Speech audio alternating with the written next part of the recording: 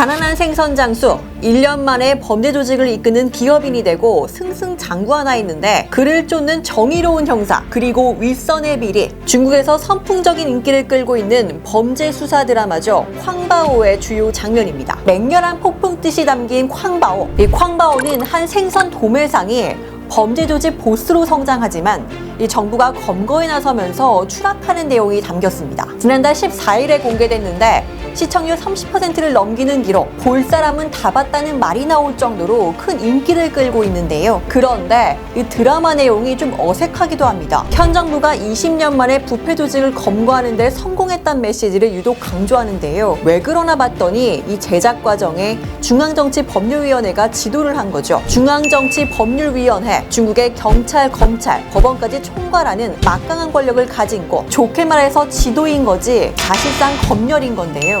결국 정부 홍보 드라마, 다시 말해서 시진핑 국가주석을 찬양하는 드라마가 될 수밖에 없는 구조입니다. 중국의 애국주의 콘텐츠 이뿐만이 아닙니다. 지난달 중국에서 흥행한 영화 유랑지구 2편, 2019년에 나온 1편에 이어 중국이 세계의 구세주란 메시지를 담고 있고요. 영화 만장홍도 금나라에 맞서 싸우는 송나라 장군의 이야기로 애국심을 자극합니다. 중국의 이런 애국 콘텐츠 어제 오늘 일은 아니죠. 영화나 드라마에서 이 공산당 인형 대놓고 끼워왔는데요. 그런데 이젠 여기서 더 나아가서 이 정부 믿을만하다, 이 정부가 지켜준다는 인식을 이 자연스럽게 스며드는 방식을 취하고 있습니다. 이 애국주의를 주입하는 방식이 이 정교해졌다고 볼 수 있죠.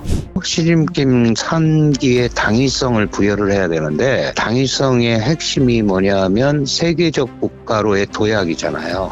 미국과의 갈등을 잘 넘겨야 된단 말이죠. 대미 항쟁 분위기와 애국, 중국에 대한 충성심, 이런 국가에 대한 충성심, 이런 거를 최고도로 끌어올리려는 그런 작업의 일환이다. 이 문제는 이 애국주의가 우리에게도 영향을 줄 수 있다는 겁니다. 우리 수출 총액의 5분의 1 넘게 차지하고 있는 대중 수출, 지난해 10월 이후에 감소세인데요. 올 1월에는 1년 전과 비교해서 무려 31.4%나 쪼그라들었습니다. 앞서 우리는 중국의 한국 제한령, 한알령을 경험했죠. 2016년 우리나라의 사드 배치가 확정된 이후에 중국은 보복 조치로 이 한알령을 택했는데요. 중국 정부에서 공식적으로 인정하진 않았지만 한국이 제작한 콘텐츠나 한국 연예인이 나오는 콘텐츠 송출을 금지했습니다. 그러다 조금씩 풀리나 했는데 이 코로나 때문에 다시 막혔고요. 지난해 말이 돼서야 중국 온라인 동영상 서비스 OTT에 한국 영화가 등장했는데 무려 6년 만의 일이었습니다. 콘텐츠만의 일이 아닙니다.